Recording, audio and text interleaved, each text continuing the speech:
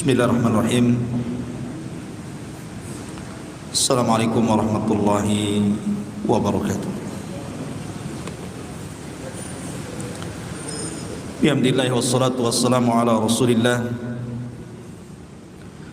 wa ala alihi wa sahbihi wa mawalah wa la hawla wa la quwata illa billahi wa ba'du. Hadirin dan hadirat yang dimuliakan Allah Subhanahu wa taala. Alhamdulillah, di malam hari ini kembali kita bisa duduk di Masjid Muhajirin. Salawat dan salam kita haturkan kepada Nabi besar Nabi Muhammad sallallahu alaihi wa ala alihi wasallam. Kita lanjutkan kajian kita, masih membahas tafsir singkat dari surah Al-Baqarah, dan kita masuk pada ayat ke-17. Allah Subhanahu wa taala berfirman, "Mathaluhum kamathalil ladzi istawqada nara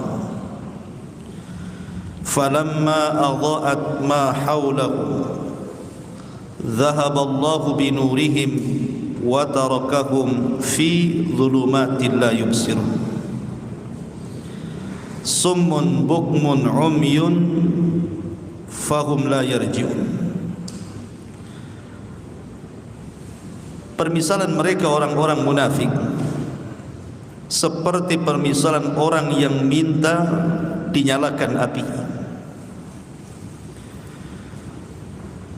Maka tatkala api itu menjadi terang dan menerangi sekitarnya,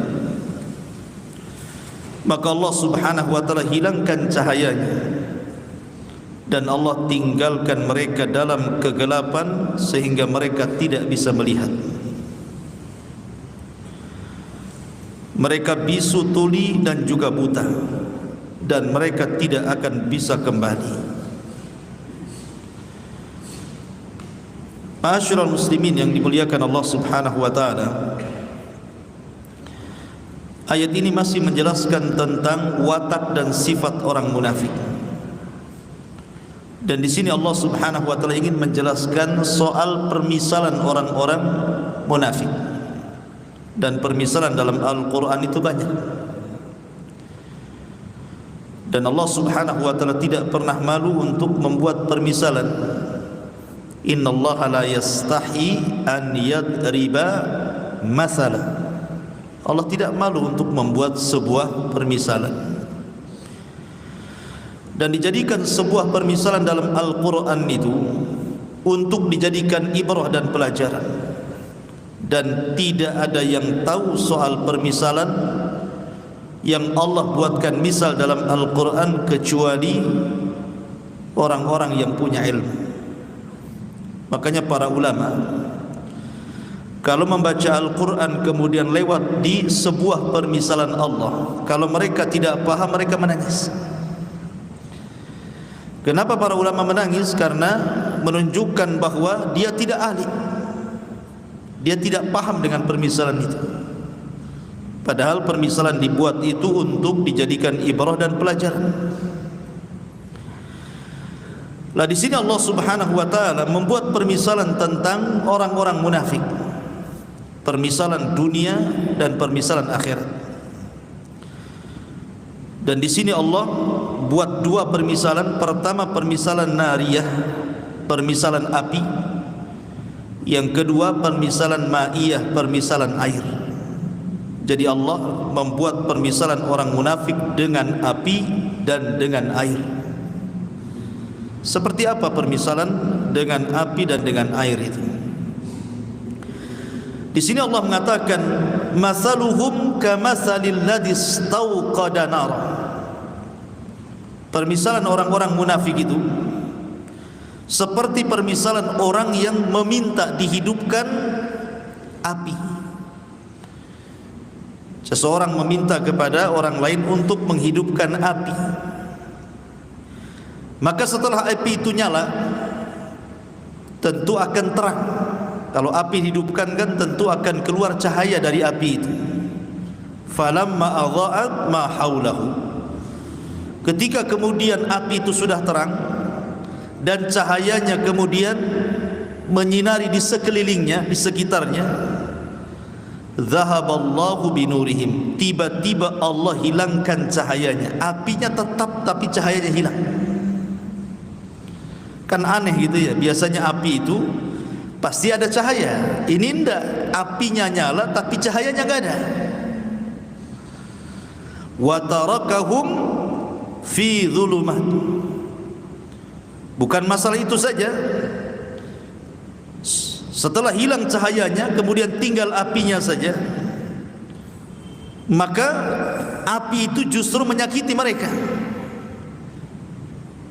Karena ada api pasti ada asap. Sudah gelap, kemudian keluar asap yang kemudian meliputi sekitarnya, kemudian di tengah malam, makanya Allah mengatakan la yubsirun, menjadikan mereka tidak bisa melihat. Apa maksudnya di sini? Kenapa Allah Subhanahu wa taala mempermisalkan orang-orang munafik seperti orang yang meminta dihidupkan api? Maksud api di sini adalah dinul Islam, agama Islam. Jadi orang-orang munafik meminta bahwa dirinya supaya diakui keislamannya. Jadi orang-orang munafik itu masuk Islam supaya diakui keislamannya oleh manusia, bukan oleh Allah. Sehingga ketika kemudian Islamnya bermanfaat untuk dirinya, Islamnya kan untuk bermanfaat untuk dirinya, karena kalau orang sudah masuk Islam terjaga hartanya, terjaga darahnya, terjaga kehormatannya, terjaga keluarganya. Dia bisa menikahi wanita-wanita muslimah. Dia diperlakukan seperti perlakuan terhadap orang-orang muslim. Artinya orang-orang munafik itu mendapatkan manfaat di dunia. Seperti di sini permisalan api. Ketika kemudian apinya sudah nyala, dia pun sudah masuk Islam, begitu. Kemudian dengan api yang menyala itu manfaat di sekelilingnya, artinya dia pun mendapatkan manfaat dari Islam itu. Tetapi ketika dia sudah meninggal dunia, masuk ke alam kubur, kemudian nanti dibangkitkan di padang mahsyar, zahaballahu binurihim, maka di kuburan mereka tidak akan mendapatkan cahaya Islam itu. Mereka gelap, enggak manfaat keislaman di dunia yang sama sekali. Zahaballahu binurihim, maka Allah hilangkan cahaya mereka. Wa tarakahum, dan Allah biarkan mereka dalam kuburan-kuburan mereka atau di padang mahsyar mereka, fi dhulumah, di atas kegelapan-kegelapan, la yubsirun, dan mereka tidak bisa melihat. Begitulah Allah Subhanahu wa taala membuat permisalan orang-orang munafik. Di dunia memang kesannya mereka sama dengan kita muslim, tapi di akhirat baru nampak kekafirannya. Karena sekali lagi orang munafik itu menampakkan Islam dan menyembunyikan kekafiran. Itu disebut munafik. Makanya Allah Subhanahu wa taala katakan summun, karena orang munafik itu mereka bisu, bukan tidak bicara, tidak bisa bicara, mereka tidak mau bicara dengan kebenaran. Bukmun, mereka tuli karena tidak mau mendengar kebenaran. Umyun, mereka buta karena tidak mau melihat kebenaran. Lah kalau lisannya tidak mau mengucapkan kebenaran, kemudian telinganya tidak mau mendengar kebenaran, kemudian matanya tidak mau melihat kebenaran, pasti la yarji'un, gak mungkin mereka kembali. Bagaimana cara kembali kepada hidayah sementara alat-alat hidayah mereka tutup? Ya. Kan alat-alat ilmu itu mata, alat ilmu. Kemudian telinga, alat ilmu. Penglihatan, kemudian lisan, alat ilmu. Lah kalau alat-alat ilmunya ditutup, mungkinkah orang ini akan kembali kepada hidayah? Mustahil, la yarji'un. Makanya Allah mengatakan fahum la yarji'un, mereka akan kembali. Orang munafik itu selamanya mereka akan munafik. Tidak akan kembali ke dalam Islam yang hakiki. Ini permisalan yang pertama. Ini disebut permisalan nariyah namanya. Permisalan dengan api. Kemudian yang kedua, permisalan dengan air. Allah mengatakan au qasayyibin minas sama fihi dhulumatun wa ra'dun wa barqun yaj'aluna asabi'ahum fi adhanihim minas sawa'iqi hadharul maut wallahu muhitum bil kafirin. Permisalan yang kedua yang disebut dengan permisalan ma'iyah, permisalan air, atau kasayyibin minas sama. Kondisi orang-orang munafik itu seperti hujan yang turun sangat deras dari langit. Fi dhulumat, maksudnya di tengah-tengah kegelapan malam. Jadi sudah malam gelap gulita, tiba-tiba hujan turun sangat deras-derasnya. Cukup sampai di situ? Tidak. Tiba-tiba aradun, ada kilat, wabarkun, ada petirnya lagi, sehingga yaj'aluna asabi'ahum, karena takut di malam hari hujan deras, ada guntur, ada petir, ada kilat, takut menyambar-nyambar telinga mereka, maka mereka tutup telinga-telinga mereka dengan asabi'ahum, dengan jari-jari mereka, fi adhanihim, pada telinga-telinga mereka, minas sawaiki hadaral maut, karena takut terkena kilatan guntur, karena mereka takut dengan kematian. Wallahu muhitum bil kafirin, dan Allah meliputi orang-orang kafir. Maksudnya begini, Allah Subhanahu wa taala hendak mempermisalkan kepada kita permisalan orang munafik ketika mendengarkan Al-Qur'an. Jadi permisalan yang kedua ini, permisalan orang-orang munafik ketika mendengarkan Al-Qur'an. Maka ketika mereka mendengarkan Al-Qur'an itu seperti permisalan ma'iyah ini. Jadi seolah-olah Al-Quran yang mereka dengar itu hujan yang sangat deras dicampur dengan guntur, petir dan kilat, sehingga mereka tidak mau mendengar Al-Quran itu dan menutup telinga-telinga mereka dengan tangan mereka. Jadi orang-orang munafik itu alergi dengan Al-Quran.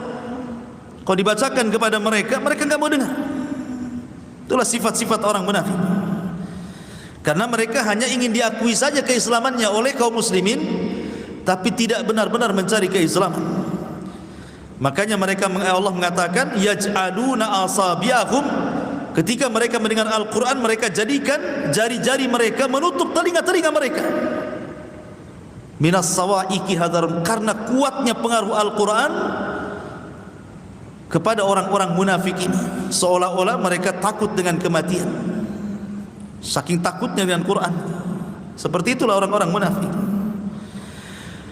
Ini permisalan di dunia orang munafik seperti itu. Mereka tidak mau mendengarkan Al-Quran, dan Al-Quran seperti petir bagi mereka. Yakadul barqu yakhtafu absarahum, hampir-hampir petir itu menyambar pandangan-pandangan mereka. Kemudian Allah permisalkan bagaimana orang-orang munafik di akhirat. Kullama adha'a lahum masyaw fihi, apabila ada cahaya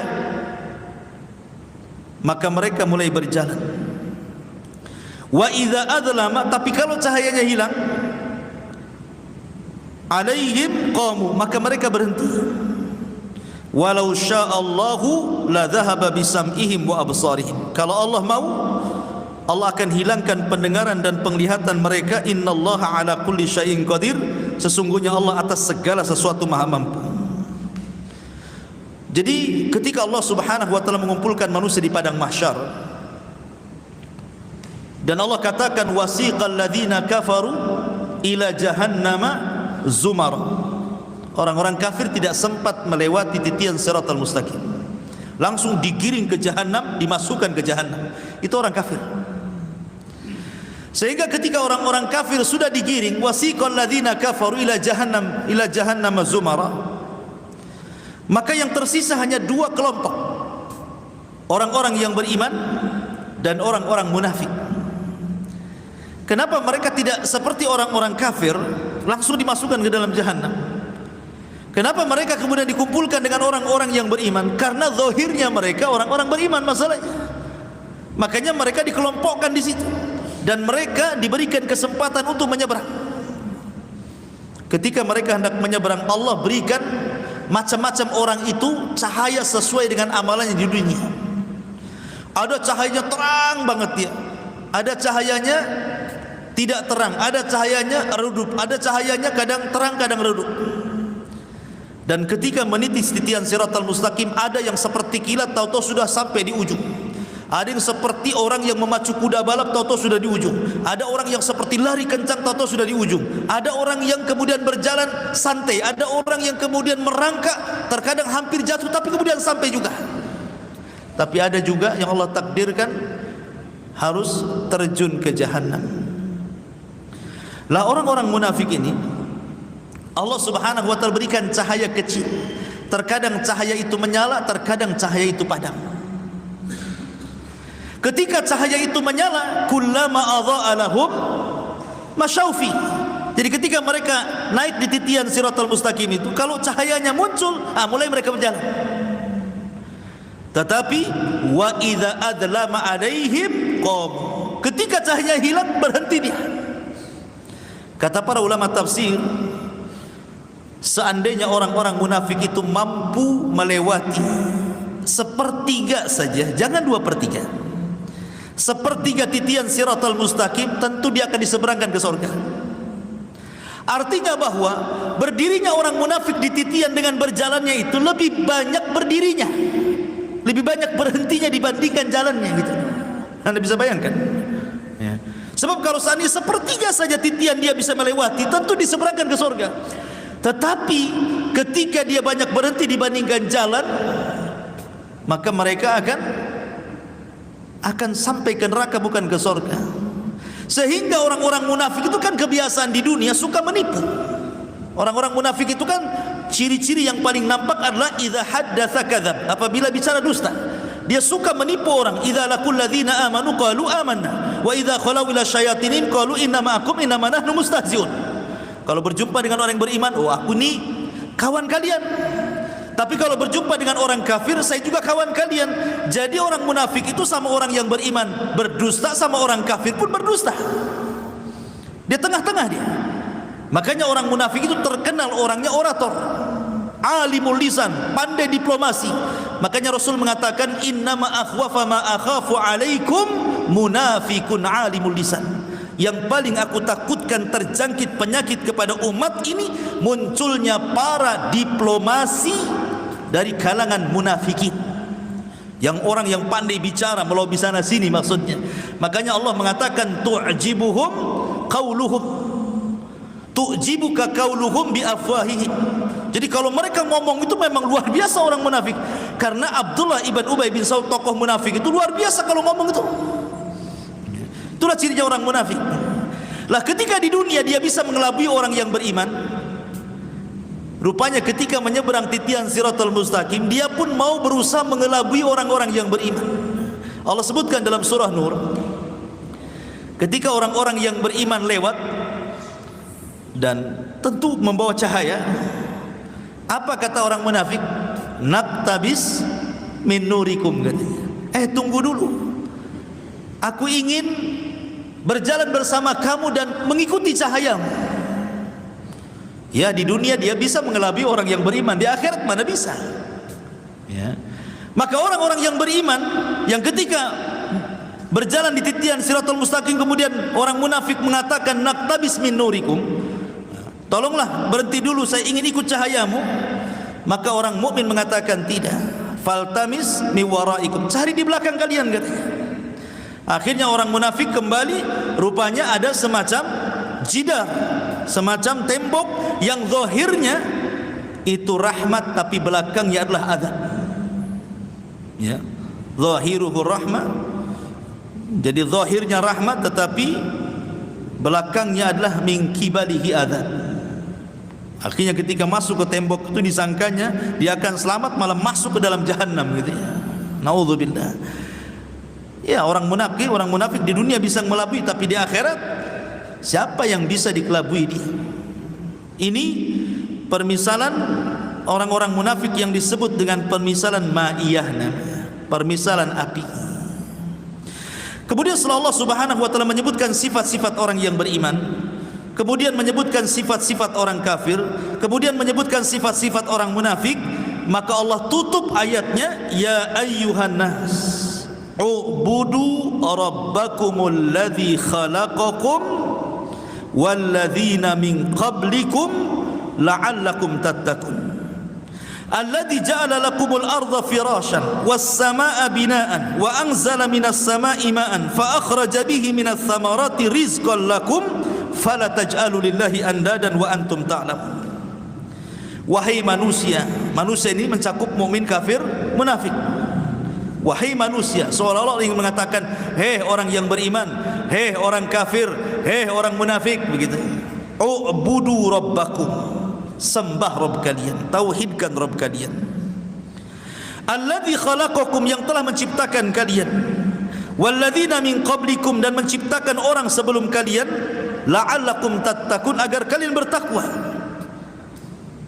Kenapa kita harus menyembah Allah Subhanahu wa taala? Karena alladzi ja'ala lakumul arda firasha, karena Allah yang telah menjadikan bumi ini terhampar untuk kalian. Was samaa'a binaa, dan menjadikan langit itu bangunan sebagai atap kalian. Wa anzala minas samaa'i ma'an, dan Allah turunkan dari langit itu air. Fa akhraja bihi minas thamarat, maka Allah keluarkan dengan air itu berbagai macam thamarat, buah-buahan. Rizqan lakum, sebagai rizki bagi kalian. Fala taj'alu lillahi andadan wa antum ta'lamun, maka janganlah kalian menjadikan bagi Allah tandingan-tandingan jikalau kalian mengetahuinya. Ada sebuah kaidah yang harus diketahui seorang mukmin tentang nikmat Allah, kenapa kita harus menyembah Allah Subhanahu wa taala. Pertama, al-ijad. Pertama, al-ijad. Kemudian yang kedua, al-i'dad. Kemudian yang ketiga, al-imdad. Kemudian yang keempat, al-irsyad. Kemudian yang kelima, al-is'ad. Ini kaidah kehidupan namanya. Ijad, i'dad, imdad, irsyad, is'ad. Antum yang belajar bahasa Arab paham artinya. Yang enggak bisa bahasa Arab ya sudah dengerin aja. Yang pertama, ijad. Ijad itu artinya mengadakan, menciptakan. Yang menciptakan alam semesta ini adalah Allah. Allah yang menjadikan ada langit, ada bumi, dan ada apa yang ada di permukaan bumi, dari lautnya, dari gunungnya, dari macam-macamnya. Ini disebut ijad. Allah menciptakan segala sesuatunya. Untuk siapa? Untuk kita. Ya, kenapa Allah ciptakan laut berbagai macam ikannya? Kenapa Allah menciptakan hutan berbagai macam buah-buahannya dan binatang-binatangnya? Kenapa Allah menciptakan sawah berbagai macam biji-bijiannya? Itu untuk siapa? Untuk kita, manusia. Allah ciptakan itu semua, itu yang disebut dengan ijad. Ini satu. Setelah Allah Subhanahu wa taala ciptakan nih fasilitas ini untuk kita, baru yang kedua disebut i'dad. Allah persiapkan semuanya. Jadi setelah Allah menciptakan langit dan bumi, Allah persiapkan semuanya itu. Ini lautan sebelah sini, ini sungai sebelah sini, ini hutan sebelah sini, ini daratan sebelah sini, ini yang lautan sebelah sini. Allah persiapkan semuanya. Setelah Allah ciptakan itu, Allah atur tuh satu-satu tuh dengan tertibnya. Allah mengatur mana posisi laut, mana posisi gunung, mana posisi hutan, semua diatur oleh Allah Azza wa Jalla. Untuk siapa? Untuk kita. Kemudian yang ketiga, al-imdad. Al-imdad itu artinya Allah perbanyak. Ketika Allah Subhanahu wa taala ciptakan umpamanya ini satu buah mangga. Satu buah mangga akhirnya berbuah sampai ratusan buah mangga. Kemudian dari buah mangga yang ratusan itu kan ada biji dalamnya tuh. Akhirnya dari setiap satu biji itu tumbuh mangga yang pertama, mangga kedua, mangga ketiga. Dari satu mangga akhirnya jadi 100 mangga dari biji itu. Itu disebut imdad. Allah tidak membiarkan adanya kepunahan. Tetap satu pohon ini akan menghasilkan ribuan pohon. Nanti dari ribuan pohon jutaan pohon, dari jutaan pohon miliaran pohon, gitu loh maksudnya. Jadi Allah tidak akan membiarkan adanya kepunahan. Untuk siapa? Untuk kita. Bahkan ada satu buah itu sampai ribuan bijinya tuh. Itu kalau ribuan biji tumbuh ya, sebanyak itu tumbuh-tumbuhan itu disebut imdad. Kemudian setelah imdad, yang keempat irsyad. Allah ilhamkan kepada kita. Allah ilhamkan kepada manusia mana yang boleh dimakan, mana yang tidak boleh dimakan, mana ikan yang beracun, mana yang tidak, mana buah-buahan yang enak, mana yang tidak, mana yang boleh dimakan, mana yang tidak, mana daun-daunan yang bisa dimakan, mana tidak. Allah ilhamkan kepada kita berbentuk irsyad. Diarahkan begini, ini yang boleh, ini yang tidak, ini yang boleh, ini yang tidak. Kemudian yang terakhir is'ad. Baru Allah berikan kebahagiaan. Dengan makan ini akhirnya kenyang, dengan makan ini akhirnya sehat, dengan makan ini akhirnya sehat, sembuh, macam-macam kan. Coba bayangkan, ini semua nikmat dari Allah kan. Pertama Allah ciptakan, Allah persiapkan, Allah perbanyak, Allah arahkan, Allah berikan kebahagiaan. Itu yang Allah katakan, alladzi ja'ala lakumul arda firasya. Allah jadikan bumi terhampar, ijad. Kemudian was-samaa'a bina'an, imdad. Wa anzala minas samaa'i ma'an fa akhraja bihi minas thamarati rizqan lakum. Ada rizki, ada imdad dan ada irsyad, dan di sini juga ada is'ad. Lah dari 5 kaidah ini Allah hanya minta kepada kita, fala taj'alu lillahi andadan wa antum ta'lamun. Jangan jadikan Allah itu tandingan, karena yang memberikan nikmat itu Allah kepada kita. Kalau saya analogikan seperti ini, seandainya nih saya punya anak. Anak ini saya sekolahkan mulai dari TK, kemudian SD, kemudian SMP, kemudian SMA, kemudian kuliah, S1, S2 sampai doktor, sampai profesor, sampai punya perusahaan, sampai kaya dia. Saya yang arahkan dari bayi, dari brojol sampai jadi pengusaha. Sudah sukses, ini pengusaha ini, anak saya ini. Tiba-tiba kemudian dia mengirim uang bulanan sebagai balas budinya, bukan ke saya yang membesarkan, tetapi ke tetangga saya. Marah enggak antum itu kalau punya anak kayak gitu? Antum yang besarkan, antum yang nyekolahkan, gila sudah ada gaji dikirim ke tetangganya. Apa enggak murka kita ini? Seperti itulah Allah Subhanahu wa taala. Walillahi matsalul a'la. Loh, Allah yang kasih semuanya, tiba-tiba Tuhan lain pula yang antum sembah. Apa enggak murka Allah Subhanahu wa taala? Makhluk aja bisa murka tuh. Kalau seandainya semua yang kita berikan tiba-tiba balas budinya kepada orang lain, kita aja bisa murka. Walillahi matsalul a'la. Tentu permisalan Allah lebih tinggi lagi dibandingkan permisalan kita.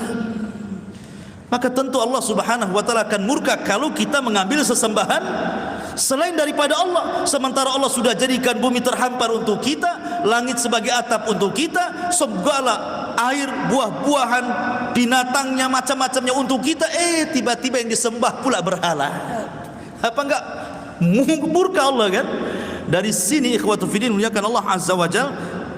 Maka di sini Allah ajarkan tauhid, bahwa menyembah Allah itu penting, karena Dia yang telah menciptakan kita dan mengatur kita dan memberikan rizki kepada kita, dan segala sesuatu sudah ditakdirkan kepada kita. Maka tidak layak bagi kita untuk menyekutukan selain daripada Allah Subhanahu wa taala.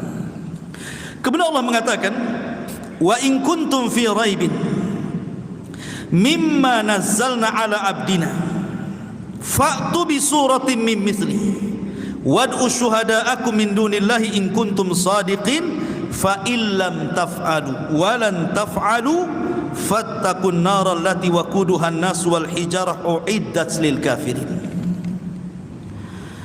Di sini Allah Subhanahu wa taala menjelaskan perkara lain tentang Al-Qur'an. Jadi sampai 22 ini berbicara tentang sifat-sifat orang yang beriman, orang kafir dan orang munafik, dan ditutup dengan disuruhnya kita menyembah Allah Azza wa Jalla. Maka sekarang masuk pada bab lain tentang Al-Quran. Allah Subhanahu wa taala mengatakan, wa in kuntum fi raibin, jika kalian ragu-ragu. Oh, mungkin jangan-jangan si Muhammad itu merekayasa Quran, atau jangan-jangan ada jin yang mengajarkan kepada Rasul itu Al-Quran, Atau jangan-jangan mungkin Muhammad itu menyadur Al-Quran dari kitab-kitab sebelumnya. Atau kalau jangan-jangan. Kan ada orang yang ragu-ragu dengan Quran itu.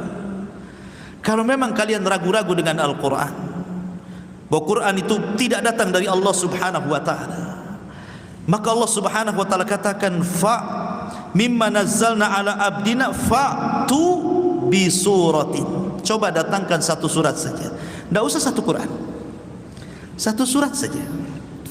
Dalam sejarah, dari orang-orang yang mengaku Nabi dan Rasul, mengklaim dirinya Nabi dan Rasul, tidak ada yang pernah membuat surat dalam Al-Quran kecuali Musailamah Al-Kadzdzab. Kan banyak nabi-nabi palsu itu bermunculan. Banyak nabi palsu di zaman Rasul sudah ada. Ya, di zaman Rasul, sebelum wafatnya Rasul, di situ ada Tulaiha ibn Khuwailid, ada Al-Aswad Al-Ansi, ada Sajah bintul Haris. Kemudian di zaman tabi'in ada Mukhtar ibn Ubaid Al-Thaqafi. Kemudian ada lagi di zaman belakangan-belakangan ini pendiri Ahmadiyah namanya Hadrat Mirza Ghulam Ahmad. Dan banyak lagi di Indonesia juga ada Ahmad Musaddiq. Itu apa, siapa yang ngaku nabi palsu? Saya tidak pernah mendengar dari mereka ada wahyu yang mereka rangkai kecuali Musailamah Al-Kadzdzab. Yang pernah merangkai surat-surat yang ingin menandingi Al-Quran itu cuma Musailamah Al-Kadzdzab. Sebab itulah maka tersemat kalimat kadzab di belakangnya, kalimat pendusta itu. Kenapa? Karena dia tidak sanggup menciptakan ayat seperti atau surat seperti yang diturunkan Jibril kepada Nabi SAW. Tapi nabi-nabi palsu kan tidak ada di belakangnya kadzab kan? Pemanya Al-Aswad Al-Ansi Al-Kadzdzab pemainkan itu, ataupun Tulaiha ibn Asad Al-Kadzdzab, atau siapa, Hadrat Mirza Ghulam Ahmad Al-Kadzdzab pemainkan. Tapi Musailamah itu ada buntutnya Al-Kadzdzab di situ. Ada buntut di belakang nama Musailamah itu Al-Kadzdzab, si pendusta. Kenapa? Karena dia pernah mencoba membuat beberapa surat semisal Al-Quran konon yang menurut dia, tetapi Al-Quran tidak bisa ditandingi. Ketika Amr bin As radhiyallahu an, waktu itu masih kafir Amr bin As itu. Karena Amr bin As itu walaupun pimpinan Quraisy, dia masuk Islam kan belakangan bersama Khalid bin Walid. Itu jauh-jauh setelah Nabi hijrah baru Khalid bin Walid itu masuk Islam bersama Amr bin As, karena dua-duanya sama-sama tokoh masalahnya. Ya, tokoh-tokoh itu susah ya, kalau untuk masuk Islam itu susah kalau sudah jadi tokoh itu. Ya. Jadi Amr bin As ini kan berkawan dengan Musailamah Al-Kadzdzab, satu geng tuh dengan Musailamah Al-Kadzdzab. Jadi Amr bin As ini suatu ketika bertandang ke Bani Hanifah, ke kabilahnya Musailamah Al-Kadzdzab di Yamamah sana. Berjumpalah Amr bin As ke rumah Musailamah Al-Kadzdzab, kemudian berbincang-bincang. Jadi Musailamah Al-Kadzdzab ngomong sama Amr bin As itu, ya Amr, kau kan tetangganya si Muhammad, kira-kira surat yang terakhir turun kepada dia itu surat apa coba? Karena orang Arab biasa menghafal syair, apalagi surat-surat pendek. Banyak orang-orang kafir yang hafal surat-surat pendek. Banyak orang Islam tak hafal pula surat-surat pendek. Ini orang-orang kafir nih banyak hafal surat-surat pendek karena terbiasa menghafal syair masalahnya. Karena Quran itu disangka syair sama orang-orang itu. Kata Amr bin As, ya, aku mendengar yang terakhir, maksudnya yang paling akhir yang kudengar dari lisan si Muhammad itu, kata Amr bin As, adalah suratul Fil. Kemudian dibacakannya, alam tara kaifa fa'ala rabbuka bi ashabil fil alam yaj'al kaidahum fi tadlil wa arsala alaihim tayran ababil tarmihim bi hijaratin min sijil faja'alahum ka'asfin ma'kul. Ini yang terakhir aku dengar, kata Amr bin As. Kata Musailamah Al-Kadzdzab, aku pun diturunkan kepadaku suratul Fil, surah yang sama, namanya suratul Fil juga. Kata Amr bin As, coba perdengarkan suratul Fil. Dia mengatakan, al-filu wa ma adraka mal filu lahu khurtumun tawilun wa adhanun dhailun ila akhir ayat. Ngaco lah itu. Gajah, tahukah kamu gajah? Gajah itu punya belalai panjang dan kuping yang besar. Ya memang benar, emang gimana kok mensifati gajah? Coba. Apa maknanya? Memang gajah seperti itu. Al-filu wa ma adraka mal fil gitu. Gajah, tahukah kamu gajah? Lahu khurtumun tawil, punya belalai panjang. Ya memang punya belalai panjang kan. Wa adhanun dhail, dan telinga yang besar melambai. Aku disebutkan dalam riwayat, dia mengatakan kalau si Muhammad itu turun padanya suratul Fil, maka turun semalam Jibril kepadaku suratul Difda, katanya. Ini aneh lagi, suratul Difda. Ya Difda, binta difda'aini nikimata niki fa inna a'laki fit tini wa asfaluki fil ma'i. Ya Difda' binta difda'aini, wahai kodok, putra dari ibu bapa kodok, katanya. Niki mata niki, silahkan mengodok, karena paling tinggi hidupmu di tanah dan paling rendah hidupmu di air. Ini Amr bin As ini kan masih kafir ya, masih kafir dia. Tetapi orang Arab itu menganggap dusta itu aib masalahnya. Ingat, orang jahiliyah itu sejahil-jahiliyahnya orang jahil, tapi orang yang berdusta itu aib.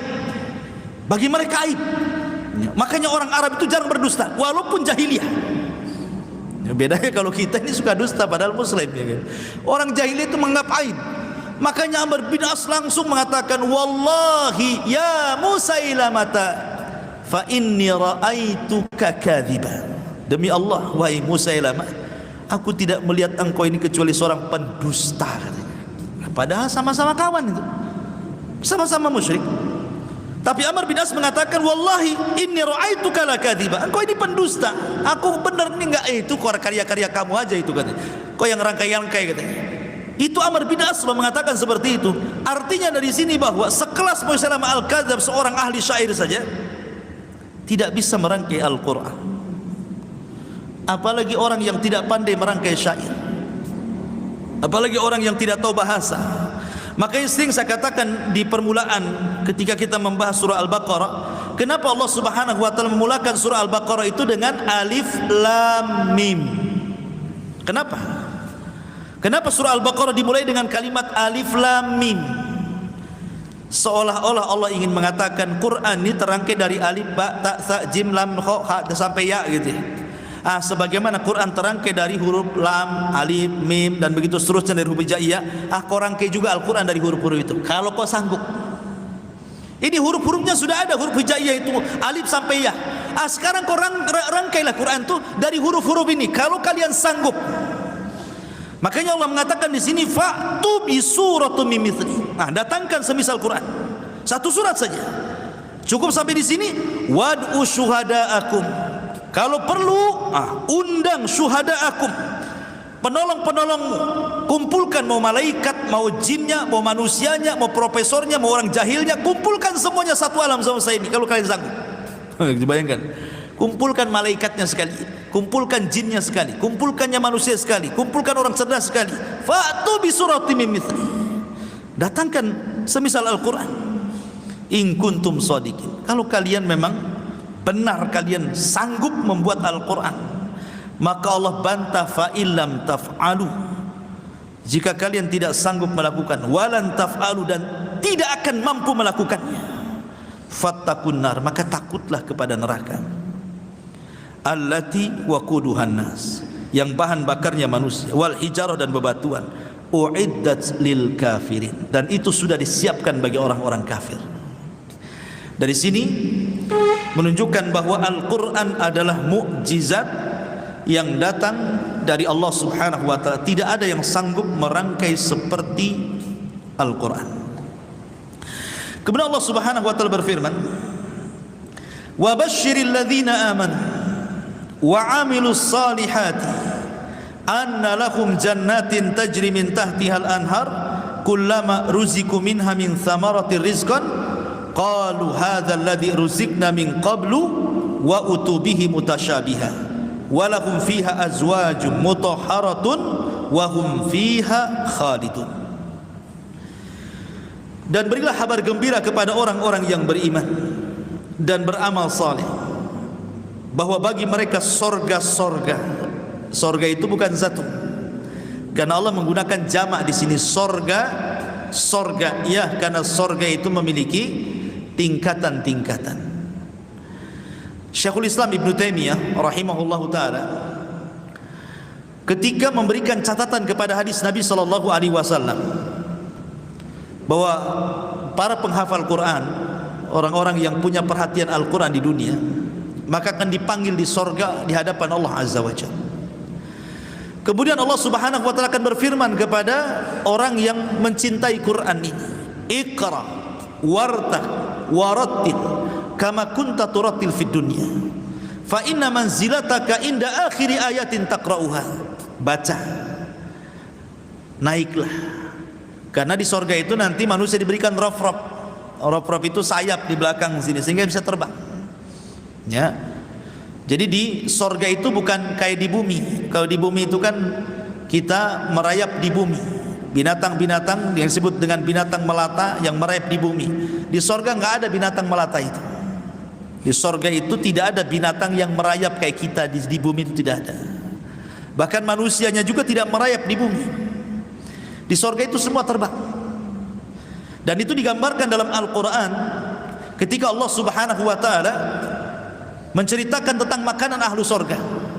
Allah mengatakan tayran mimma yashtahun, tayran mimma yashtahun.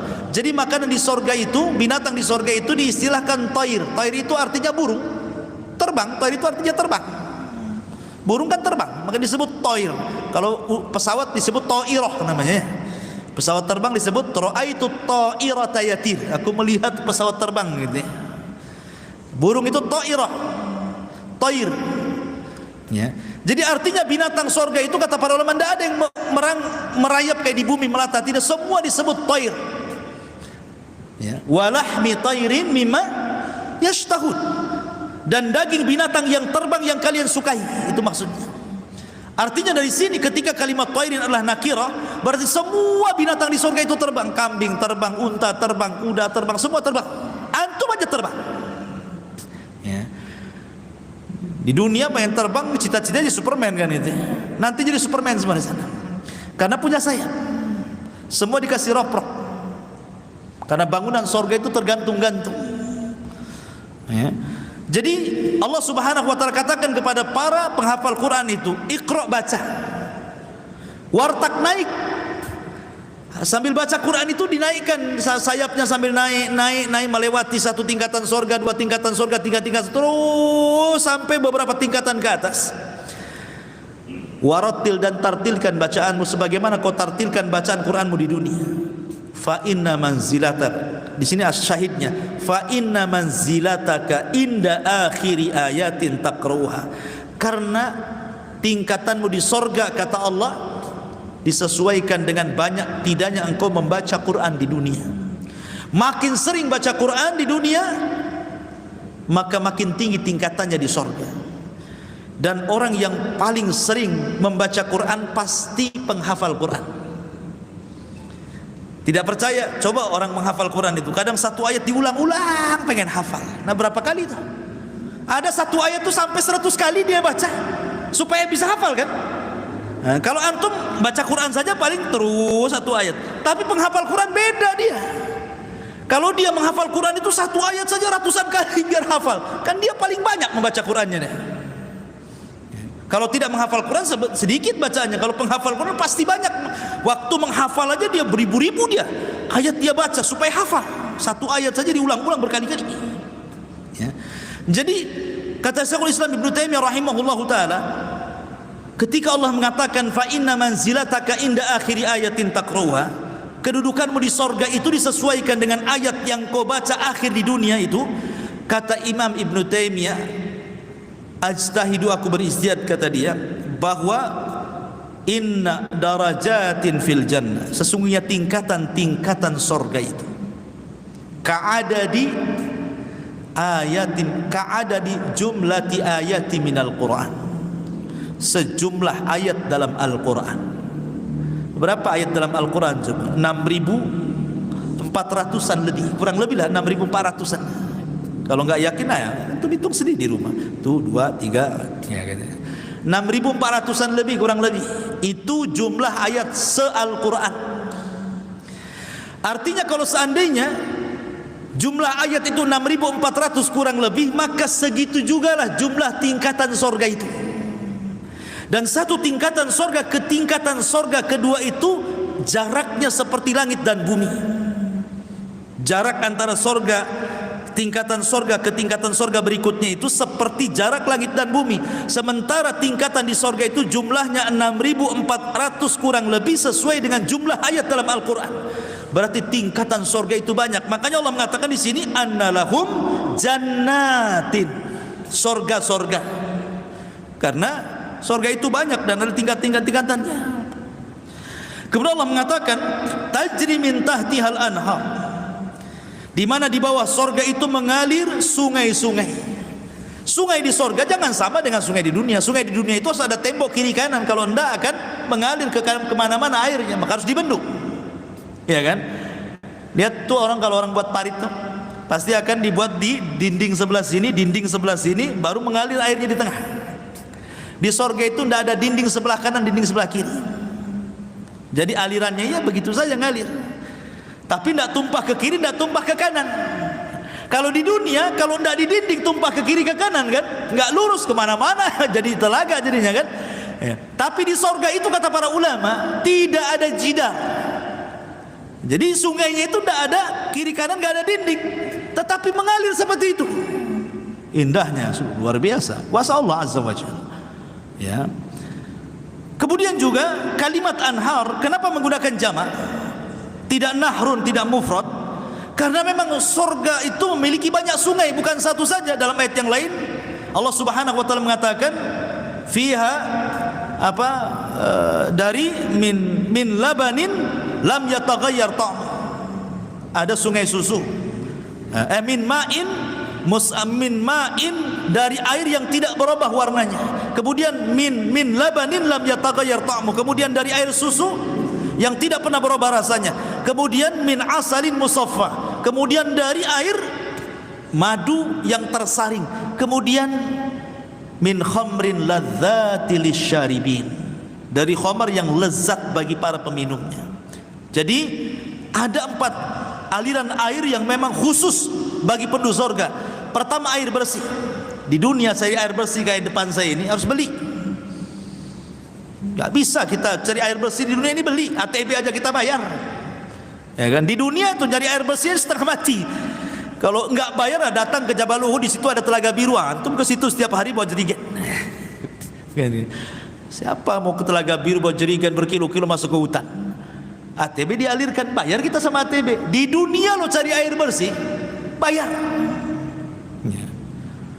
Kemudian yang kedua, air susu yang tidak berubah rasanya. Kalau kita minum nih, sekarang sedulah pulang ke rumah, ambil susu, masukkan ke gelas, jangan diminum, biarkan 2 bulan. Setelah 2 bulan coba minum, kira-kira rasanya gimana tuh? Setelah 2 bulan dibiarin, habis itu diminum. Kalau nggak mencret, ya nggak tahu saya. Ya. Sudah fermentasi, udah rasanya udah gak karu-karuan kan? Itu susu di dunia. Sementara Allah mengatakan min labanin lam yataghayyar ta'amu. Susunya di surga itu tidak berubah-berubah. Subhanallah, ini kan luar biasa. Kemudian min asalin musaffa. Kalau kita ingin madu gitu kan, kita harus memeras dulu, harus manjat dulu, berperang dulu sama tawon. Kalau mau yang sudah bersih harus beli masalahnya kan gitu. Di surga min asalin musaffa, sudah tersaring, sudah tinggal nyiduk saja gitu maksudnya. Yang lebih hebatnya min khamrin ladzati lisyaribin, dari khamar yang lezat. Maksudnya lezat tuh kalau khamar di dunia ya, kemudian kita minum, paling rendah sakit kepala dia kalau baru minum, ya kan? Paling tinggi ya tidur disolokan lah itu ya. Tahap apa dia ngomong ngeracok kemana-mana. Pasti orang khamar di dunia ini kalau sudah mabok dia mencela orang, dia menuduh orang. Makanya kenapa hukuman orang yang khamar dicambuk itu seperti hukuman mencambuk seorang yang menuduh wanita baik-baik berzina. 80 kali cambukan kan? Dan itu isi aja Umar bin Khattab. Karena orang mabuk ini terkadang diam fitnah-fitnah orang, ngomongnya nggak jelas. Makanya hukumannya disamakan sama Umar bin Khattab, 80 kali cambukan. Di zaman Rasul 40, ditambah di zaman Umar 80. Ya. Kenapa demikian? Karena orang mabuk itu ngomongnya nggak jelas. Paling rendah ya sakit kepala lah kan. Di sorga itu tak ada sakit kepala. Ladzati lisyaribin. Kalau diminum tuh lezatnya luar biasa. Itulah khamar. Makanya kenapa Rasulullah SAW mengancam man syaribal khamra fid dunya lam yashrabhu fil akhirah. Siapa yang mabuk di dunia jangan bisa mabuk kok di akhirat. Gak akan mabuk kok di akhirat kata Rasul. Tetapi kata para ulama, apakah hadis ini dipahami zahirnya? Jadi orang yang pernah minum di dunia minuman keras, dia tidak akan minum minuman keras di akhirat, ataukah dia tetap minum? Ulama menjadi dua pendapat. Ada yang mengatakan, dilihat dohir hadis ini, bahwa orang yang pernah minum khamar di dunia, kemudian dia tidak tobat dan mati di atas itu, walaupun dia masuk surga, dia nggak akan dikasih minuman sungai berupa khamar, karena sudah pernah diminum di dunia. Itu satu pendapat. Pendapat yang kedua, ada yang mengatakan tidak, karena di surga itu semua halal, tidak ada yang haram. Tidak ada di surga itu yang ini boleh diminum, yang ini tidak. Semua boleh di surga itu. Ya. Mana ada ini haram, tidak. Di surga itu semua boleh. Tidak ada yang tidak boleh. Kecuali di zaman Nabi Adam saja, itu sebagai ujian. Yang lain boleh kecuali satu pohon ini. Tapi pohon ini sudah nggak ada lagi. Ya, pohon larangan itu sudah tidak ada lagi. Kalau semua umat Muhammad sudah masuk surga, tidak ada lagi pantangan untuk mendekati pohon kehidupan yang disebut dengan syajaratul khuldi itu.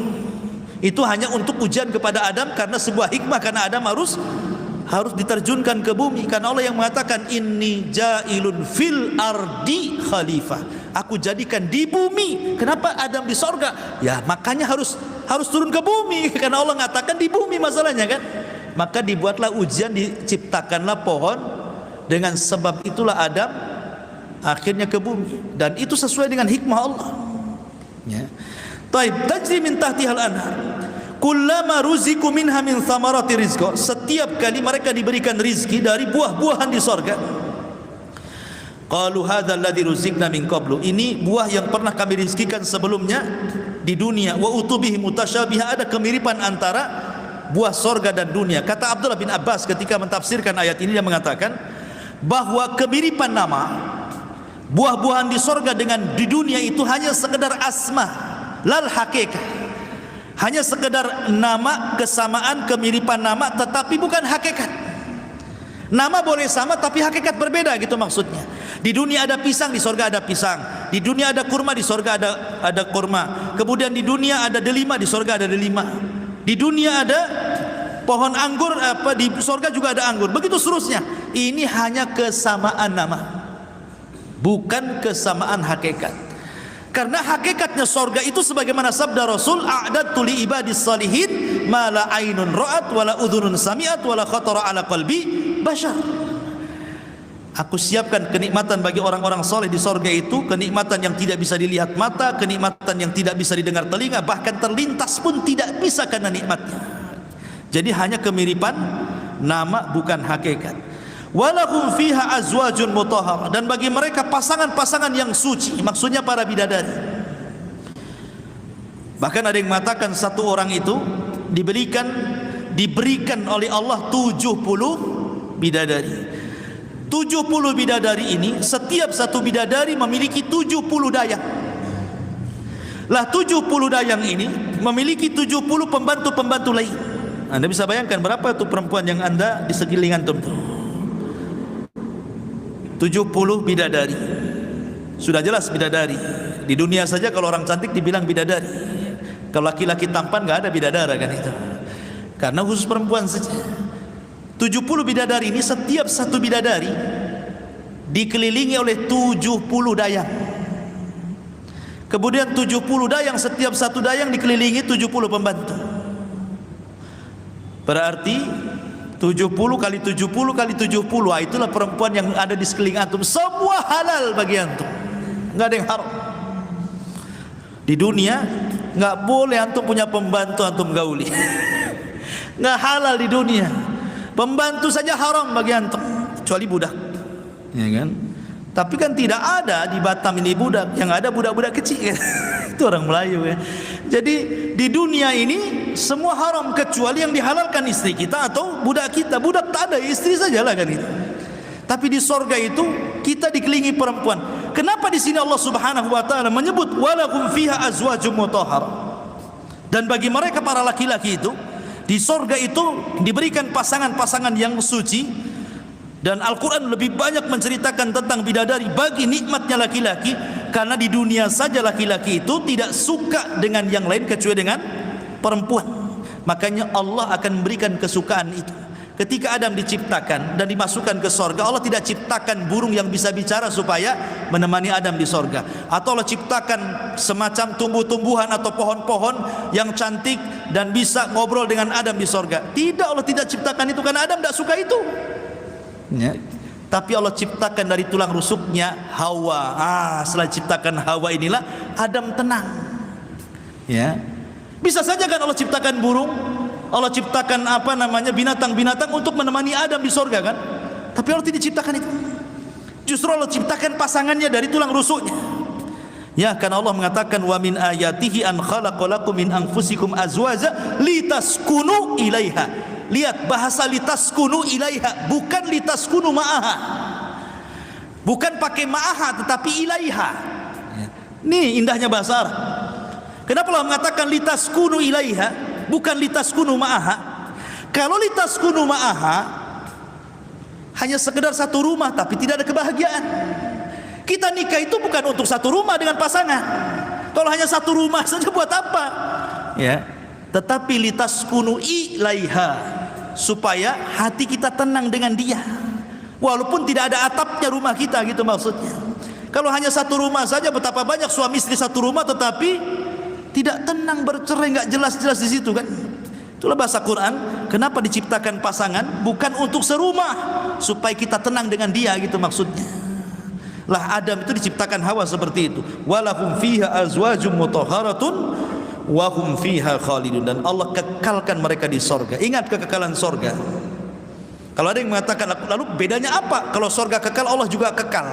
Berarti Allah ada tandingan dalam kekekalan di sini. Tidak. Allah kekal, sebelumnya tidak didahului dengan ketidakadaan, tapi sorga sebelumnya didahului dari ketidakadaan. Sebelumnya tidak ada sorga, Allah ciptakan sorga, tapi Allah sebelumnya tidak didahului dengan ketidakadaan. Allah itu selamanya ada. Kemudian yang kedua, yang menakdirkan sorga kekal adalah Allah, dan sorga tidak menakdirkan kekekalan Allah. Kemudian yang ketiga, kekalnya sorga karena kehendak Allah, bukan kehendak sorga itu sendiri. Dari sini tidak sama antara kekekalan sorga dengan kekekalan Allah subhanahu wa ta'ala. Wa hum fiha khalidun. Dan mereka di dalam sorga itu akan dikekalkan. Wallahu alam. Sampai di sini. Taib, sebelum saya tutup silakan kalau ada yang bertanya.